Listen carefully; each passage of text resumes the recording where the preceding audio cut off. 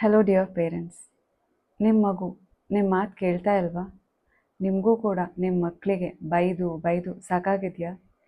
Studies ವಿಷಯದಲ್ಲಿರಲಿ, school ವಿಷಯದಲ್ಲಿರಲಿ ಬರೀ complaints ಕೇಳಿ ಸಾಕಾಗೋಗಿದೆಯಾ? Frustration ಸಿಕ್ಕಾಪಟ್ಟೆ ಜಾಸ್ತಿ ಆಗಿದೆಯಾ? ಎಲ್ಲೋ ಒಂದು ಕಡೆ ನಿಮ್ಮ ಮಕ್ಕಳ ವಿಷಯಕ್ಕೆ ತುಂಬ ಟೆನ್ಷನ್ ತಗೊಂಡು ಸಾಕಾಗೋಗ್ಬಿಟ್ಟಿದೆಯಾ? ಇವತ್ತಿನ ವಿಡಿಯೋದಲ್ಲಿ ನಿಮಗೆ ಎಸ್ಪೆಷಲಿ ಪೇರೆಂಟ್ಸ್ ಯಾರಿದ್ದಾರ ಅವರಿಗೆ ಒಂದು ಒಳ್ಳೆಯ ಇನ್ಫಾರ್ಮೇಷನ್ ಇದೆ. ಸೊ ನಿಮಗೆ ಗೊತ್ತಾಗುತ್ತೆ ನೀವು ಇದರಿಂದ ಹೇಗೆ ಈಸಿಯಾಗಿ ಹೊರಗೆ ಬರೋದು ಅಂತ. ಸೊ ಈ ವಿಡಿಯೋ ಕಂಪ್ಲೀಟಾಗಿ ನೋಡಿ, ನಿಮಗೆ ಅರ್ಥ ಆಗುತ್ತೆ. ನಾನು Sanjana, I am a healer, certified ಚಕ್ರ ಹೀಲರ್, ಜೊತೆಗೆ ಮೈಂಡ್ಸೆಟ್ ಕೋಚ್. ನಿಮ್ಮೆಲ್ಲರಿಗೂ believe achieve TV Kannada YouTube ಚಾನಲ್ಗೆ ಪ್ರೀತಿಯ ಸ್ವಾಗತ. ನಿಮ್ಮೆಲ್ಲರ ಪ್ರೀತಿಗೆ, ಕಾನ್ಸ್ಟೆಂಟ್ ಸಪೋರ್ಟ್ಗೆ ತುಂಬ ಥ್ಯಾಂಕ್ಸ್. ಯಾರೆಲ್ಲ ಇನ್ನೂ ಸಬ್ಸ್ಕ್ರೈಬ್ ಆಗದೆ ವಿಡಿಯೋ ನೋಡ್ತಾ ಇದ್ದಾರೆ, ಈಗಲೇ ಸಬ್ಸ್ಕ್ರೈಬ್ ಮಾಡಿ, ಬೆಲ್ ಐಕಾನ್ ಕೂಡ ಪ್ರೆಸ್ ಮಾಡಿ. ಸೊ ಇವತ್ತಿನ ವಿಡಿಯೋನ ಸ್ಟಾರ್ಟ್ ಮಾಡೋಣ. Let's get started. ಒಂದು ಮಗು ಹುಟ್ಟಿದಾಗ ಅಲ್ವಾ, ಎಂಟೈರ್ ಫ್ಯಾಮಿಲಿಗೆ ಎಷ್ಟು ಸೆಲೆಬ್ರೇಷನ್. ಆ್ಯಸ್ ಅ ಪೇರೆಂಟ್ಸ್ ಕೂಡ ನೀವು ಎಷ್ಟು ಸೆಲೆಬ್ರೇಟ್ ಮಾಡಿರ್ತೀರ ಒಂದು ಖುಷಿ. ಆ ಖುಷಿಯನ್ನು ಬೆಲೆ ಕಟ್ಟಲಿಕ್ಕೆ ಸಾಧ್ಯ ಇಲ್ಲ. ಸೊ ಅಂಥ ಖುಷಿಯನ್ನು ಕೊಟ್ಟಂತಹ ಏಂಜಲ್ಸ್ ಆಗಿರ್ತಾರೆ ನಿಮ್ಮ ಮಕ್ಕಳು. ಚಿಕ್ಕ ವಯಸ್ಸಲ್ಲಿ ಅವ್ರು ನಿಮ್ಮ ಜೊತೆ ತುಂಬ ಚೆನ್ನಾಗಿರ್ತಾರೆ. ಆ ಬಾಂಡಿಂಗ್ ತುಂಬ ಅಂದರೆ ತುಂಬ ಚೆನ್ನಾಗಿರುತ್ತೆ. ಅದೇ ಮಗು ಬೆಳೀತಾ ಬೆಳೀತಾ ಯಾಕೆ ನಿಮ್ಮಿಂದ ಡಿಸ್ಟೆನ್ಸ್ ಕಾಯ್ಕೊಳ್ಳಿಕ್ಕೆ ನೋಡುತ್ತೆ, ಯಾಕೆ ನಿಮ್ಮಿಂದ ಡಿಸ್ಟೆನ್ಸ್ ಮೇಂಟೈನ್ ಮಾಡಲಿಕ್ಕೆ ಟ್ರೈ ಮಾಡುತ್ತೆ.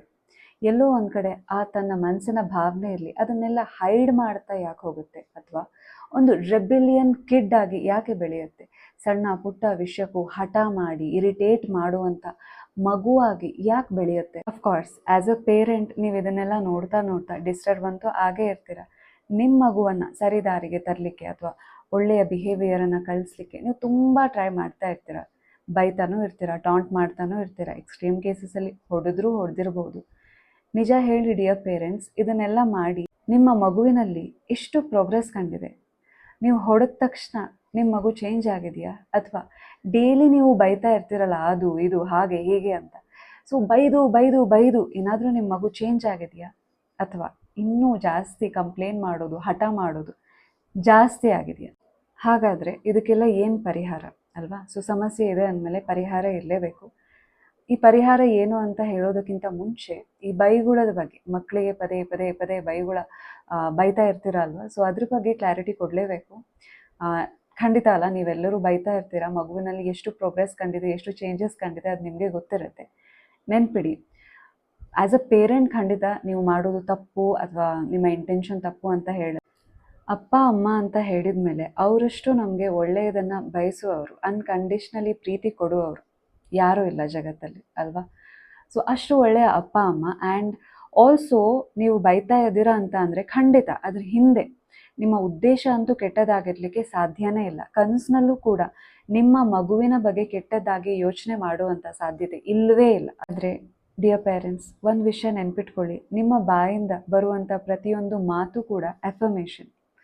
ಸೊ ನಿಮ್ಮ ಮಗುವಿಗೆ ನೀವು ಏನೇನು ಹೇಳ್ತೀರಾ ಅಲ್ಲ, ಸೊ ಒಳ್ಳೇದಾಗಲಿ ಅನ್ನೋ ಉದ್ದೇಶದಿಂದನೇ ಬೈತಾ ಇರ್ಬೋದು. ಆ ಬೈಗುಳದಲ್ಲಿ ನಿನಗೆ ಹಾಗೆ ಹೀಗೆ ಅದು ಇದು ಮ್ಯಾಥ್ಸೇ ಬರಲ್ಲ, ನಿನಗೆ ತಲೆಗೇ ಹೋಗಲ್ಲ. ಸೊ ಕೆಲವೊಂದು ಸಲ ಟ್ರಿಗರ್ ನೀವು ಸಿಕ್ಕಾಪಟ್ಟೆ ಆದಾಗ ಅದು ಸರಿಯಿಲ್ಲ, ಇದು ಸರಿಯಿಲ್ಲ, ನಿನ್ನ ಹಣೆ ಬರನೇ ಇಷ್ಟು, ನಿನ್ನ ಕೆಪಾಸಿಟಿನೇ ಇಷ್ಟು.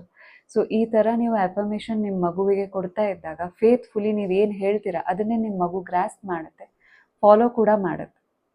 ಮಗುವಿನ ಮನಸ್ಸು ಹಸಿ ಮಣ್ಣು ಅಂತಾರೆ ಅಲ್ವಾ. ಸೊ ಆ ಮಗುವಿನ ಮನಸ್ಸಿನಲ್ಲಿ ನಿಮ್ಮ ಉದ್ದೇಶ ಕೆಟ್ಟದಿಲ್ಲದೆ ಇದ್ರು ಆಡ್ತಾ ಇರೋ ಮಾತೇನು ಅಫರ್ಮೇಷನ್. ಏನೇ ನೀವು ರಾಂಗ್ ಆಗಿ ಪ್ರೋಗ್ರಾಮಿಂಗ್ ಮಾಡ್ತಾ ಇರ್ತೀರ, ಆ ಮಗು ಗ್ರಾಸ್ಪ್ ಮಾಡಿ ಅದನ್ನೇ ತಗೊಂಡು ಅದರ ಸಬ್ಕಾನ್ಷಿಯಸ್ ಮೈಂಡ್ ಹಾಗೆ ವರ್ಕ್ ಮಾಡಲಿಕ್ಕೆ ಸ್ಟಾರ್ಟ್ ಆಗುತ್ತೆ. ಮುಂದೆಲ್ಲೋ ನೀವು ಆಡಿದ ಮಾತೆ ನಿಜ ಆಗುತ್ತೆ. ನಿಮ್ಮೆಲ್ಲರಿಗೂ ನಿಮ್ಮ ಮಗು ಇನ್ ಫ್ಯೂಚರ್ ಚೆನ್ನಾಗಿರಬೇಕು ಅಲ್ವಾ, ಅದರ ಲೈಫ್ ಕೂಡ ಚೆನ್ನಾಗಿರಬೇಕು ಅಲ್ವಾ.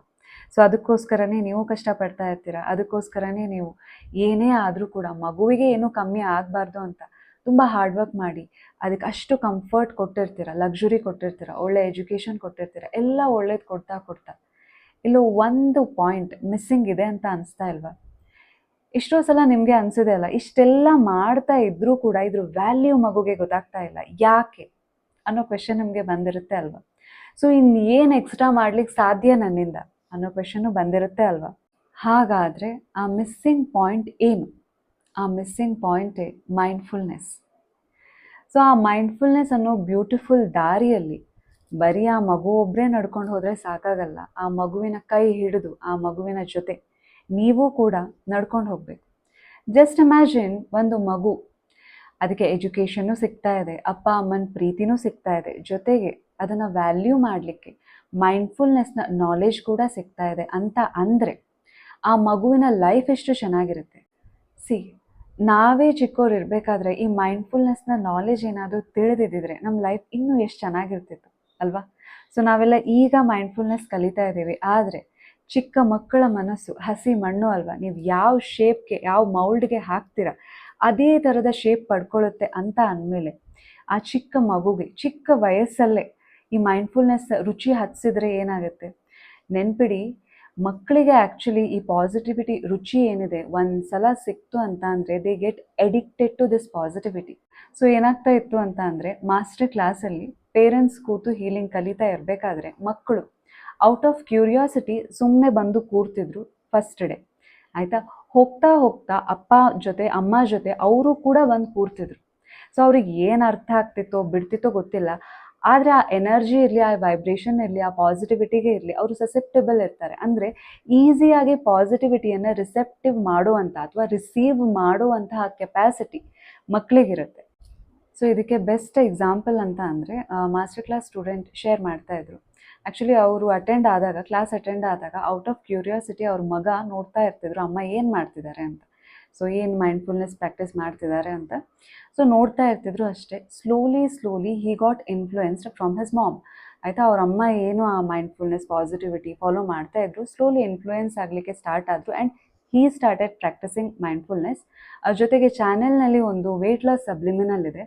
ಸೊ ಅದನ್ನು ಕೇಳಲಿಕ್ಕೆ ಸ್ಟಾರ್ಟ್ ಮಾಡಿದರು. ಚಿಕ್ಕ ಹುಡುಗ, ಅದು ಚಿಕ್ಕ ಮಗು ವೆಯ್ಟ್ ಲಾಸ್ ಸಬ್ಲಿಮಿನಲ್ ಕೇಳ್ತಾ ಎಲ್ಲೋ ಒಂದು ಕಡೆ ಆಗ ನೋಡಿದ ಮಗುಗೂ ಈಗ ಅವರು ಇನ್ನು ಕ್ಲಾಸ್ ಅಟೆಂಡ್ ಆಗ್ತಾ ಇದ್ದಾರೆ, ಆ ಮಗು ಜೊತೆಗೆ ಆ ಅಮ್ಮ ಕ್ಲಾಸ್ ಅಟೆಂಡ್ ಆಗ್ತಾ ಇದ್ದಾರೆ, ಆ್ಯಂಡ್ ಈಗ ನೋಡುವಂಥ ಮಗು ಏನಿದೆ ಅದಕ್ಕೂ ವ್ಯತ್ಯಾಸ ಇದೆ, ಆಯಿತಾ. ಐ ಮೆಟ್ ಹಿಮ್ ಒಂದು 2-3 ಮಂತ್ಸ್ ಅಗೋ ಮೀಟ್ ಆಗಿದ್ದು.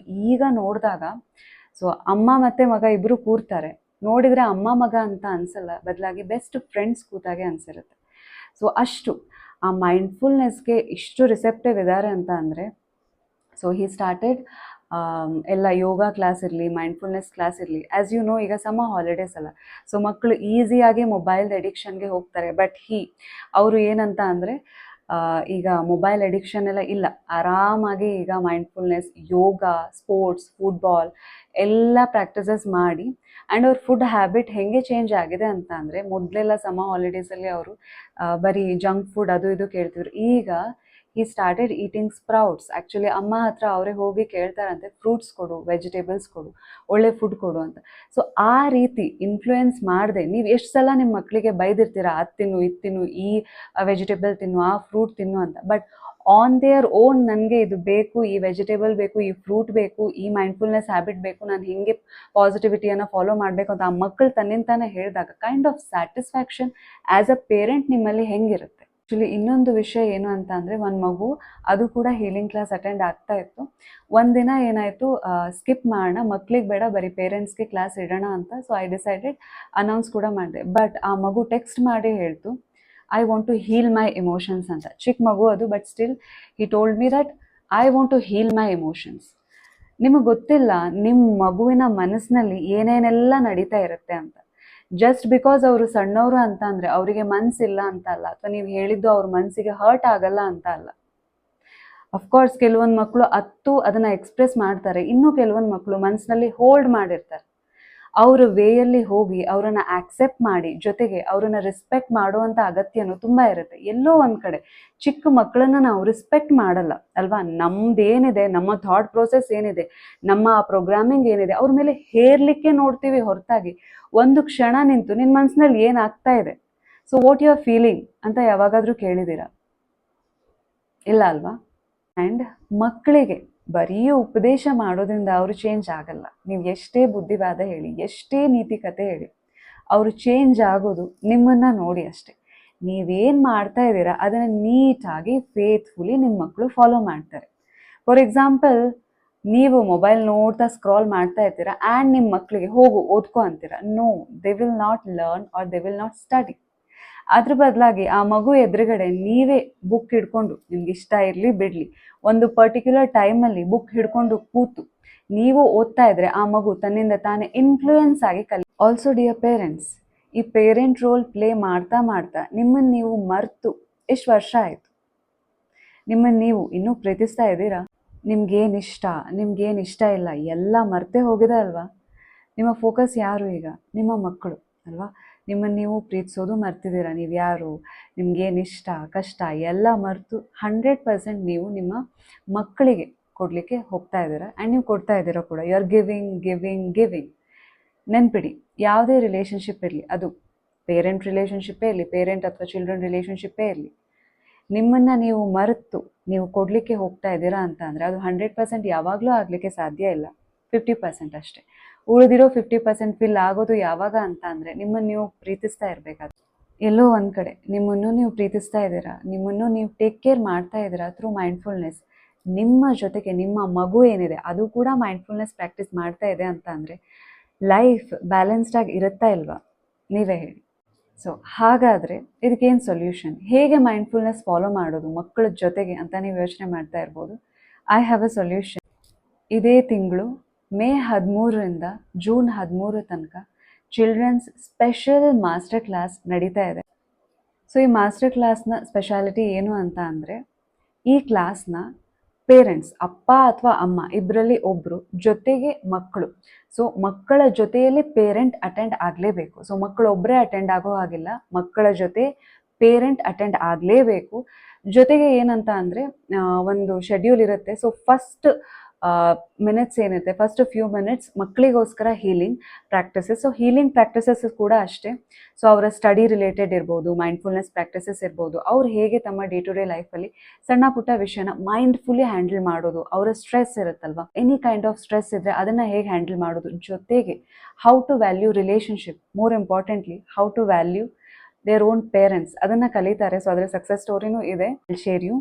ಸೊ ಏನಂತ ಅಂದರೆ ಇದು ಮಕ್ಕಳಿಗೋಸ್ಕರ, ಮಕ್ಕಳ ವೇಯಲ್ಲಿ ಹೋಗಿ ಒಂದು ಈಸಿಯಾಗಿ ಅವರಿಗೆ ಹೇಗೆ ಸ್ಟಡೀಸ್ ಇರ್ಬೋದು, ಎಲ್ಲ ವಿಷಯದಲ್ಲಿ ಮೈಂಡ್ಫುಲ್ನೆಸ್ನ ಹೇಗೆ ಆ್ಯಡ್ ಮಾಡೋದು, ಹೇಗೆ ಅಪ್ಲೈ ಮಾಡೋದು ಅಂತ ಹೇಳ್ಕೊಡೋದು. ನೆಕ್ಸ್ಟ್ ಏನಿದೆ, ಉಳಿದಿರುವಂಥ ಟೈಮ್ ಕಂಪ್ಲೀಟಾಗಿ ಪೇರೆಂಟ್ಸ್ಗೆ ಇರುತ್ತೆ. ಸೊ ಪೇರೆಂಟ್ಸ್ ಬಂದು ಅವರ ಏನಿರುತ್ತೆ mind reprogramming about parenting, so about ಹೇಗೆ ಅವರ ಮತ್ತು ಅವರ ಮಕ್ಕಳ ರಿಲೇಷನ್ಶಿಪ್ನ ಇಂಪ್ರೂವ್ ಮಾಡ್ಕೊಳ್ಬೋದು ಸೈಕಲಾಜಿಕಲಿ, ಮೈಂಡ್ಫುಲಿ ಅನ್ನೋದನ್ನು ನೀವು ಕಲಿತೀವಿ. I personally love this session. Actually ಒಂದು ಬ್ಯಾಚ್ ಆಯಿತು, ಇವತ್ತಿಗೆ ಕನ್ಕ್ಲೂಡ್ ಆಗ್ತಾ ಇದೆ ಅದು. ಆ ಬ್ಯಾಚಲ್ಲಿ ಎಲ್ಲ ಬ್ಯಾಚು ಇಷ್ಟ, ಬಟ್ ಮಕ್ಕಳ ಬ್ಯಾಚ್ ಸಿಕ್ಕಾಪಟ್ಟೆ ಎನರ್ಜಿ ಬೂಸ್ಟಿಂಗ್, ಅದು ರಿವೈಟಲೈಸಿಂಗ್. ಯಾಕಂದರೆ ಮಕ್ಕಳಿಂದ ಕೂಡ ಕಲಿಯುವಂಥದ್ದು ತುಂಬ ಇರುತ್ತೆ. ಸೊ ಮಕ್ಕಳು ದೇವ್ರ ಸಮಾನ ಅಂತಾರಲ್ವ, so they positively influence us.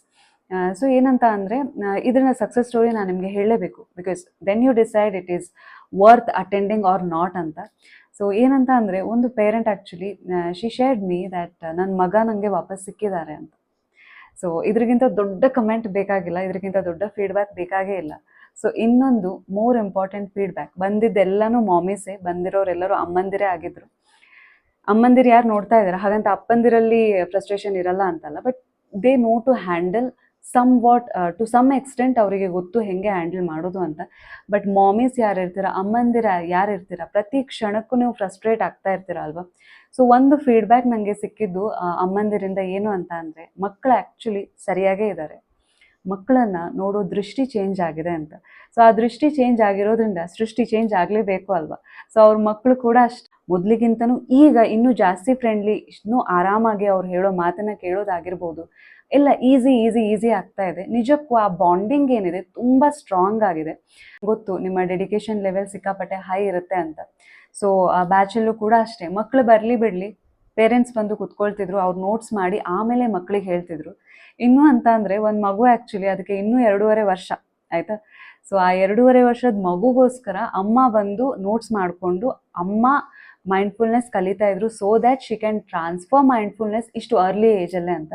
So ಅವ್ರೀಗ ಪೋನೋ ಎಲ್ಲ ಸ್ಟಾರ್ಟ್ ಮಾಡಿದ್ದಾರೆ, ಆ ಮಗು ಚಿಕ್ಕ ಮಗು. ಸೊ ಇದೆಲ್ಲ ನೋಡ್ತಾ ಇದ್ರೆ ಡೋಂಟ್ ಯು ಥಿಂಕ್ ಆ ಮಕ್ಕಳು ಸ್ವಲ್ಪ ಟೈಮ್ ಆದಮೇಲೆ, ಬೆಳೆದು ಬುದ್ಧಿ ಬಂದು ಆದಮೇಲೆ, they will literally thank their parents. So ಈಗ ಹೇಳಿ, ನಿಮ್ಮ ಮಕ್ಕಳಿಗೆ ನೀವು ಕೊಡಬಹುದಾದಂಥ ಅತ್ಯಂತ ಪ್ರೀಷಿಯಸ್ ಗಿಫ್ಟ್ ಯಾವುದು ಅಂತ? Mindfulness. C as a parent life long ಅಂತೂ ನೀವು ಅವ್ರ ಜೊತೆ ಇರಲಿಕ್ಕೆ ಸಾಧ್ಯ ಇಲ್ಲ, ಬಟ್ ನೀವು ಕೊಟ್ಟಂತಹ ವ್ಯಾಲ್ಯೂಸ್ ಇರಲಿ, ನೀವು ಕೊಟ್ಟಂತಹ ಮೈಂಡ್ಫುಲ್ನೆಸ್ ಪ್ರಾಕ್ಟಿಸಸ್ ಇರಲಿ, ಅದನ್ನು ಅವರು ಜೀವನ ಫುಲ್ ಫಾಲೋ ಮಾಡ್ತಾ ಇದ್ದರೆ ಎಲ್ಲೋ ಒಂದು ಕಡೆ ಆ ಎಮೋಷ್ನಲ್ ಸ್ಟೆಬಿಲಿಟಿ ಇರಲಿ, ಡಿಸಿಷನ್ ಮೇಕಿಂಗ್ ಇರಲಿ, ಅರ್ಲಿ ಏಜಲ್ಲೇ ಬರ್ತಾ ಹೋಗುತ್ತೆ ಅಲ್ವಾ. ಸೊ ಈಗ ಹೇಳಿ, ಯಾವುದು ಪ್ರೇಷಿಯಸ್, ಗಿಫ್ಟ್ಸಾ ಅಥವಾ ಮೈಂಡ್ಫುಲ್ನೆಸ್ ಪ್ರಾಕ್ಟೀಸಸ್ಸಾ ಅಂತ. So I will be waiting to meet you and your little angels. ಇನ್ನು ಚಿಲ್ಡ್ರನ್ಸ್ ಸ್ಪೆಷಲ್ ಮಾಸ್ಟರ್ ಕ್ಲಾಸ್ ಬಗ್ಗೆ ಇನ್ನೂ ಇನ್ಫಾರ್ಮೇಷನ್ ತಿಳ್ಕೊಳ್ಳಿಕ್ಕೆ ಡಿಸ್ಕ್ರಿಪ್ಷನಲ್ಲಿ ಒಂದು ನಂಬರ್ ಇದೆ, ಆ ನಂಬರ್ಗೆ ವಾಟ್ಸಪ್ ಮಾಡಿ, ನಿಮಗೆ ಕಂಪ್ಲೀಟ್ ಇನ್ಫಾರ್ಮೇಷನ್ ಸಿಗುತ್ತೆ. ಜೊತೆಗೆ ಇವತ್ತಿನ ವಿಡಿಯೋ ನಿಮಗೆ ಹೇಗೆ ಅನಿಸ್ತು ಅಂತ ಖಂಡಿತ ತಿಳಿಸಿ. ನಿಮ್ಮೆಲ್ಲರಿಗೂ ಒಳ್ಳೆಯದಾಗಲಿ. God bless you all. Thank you.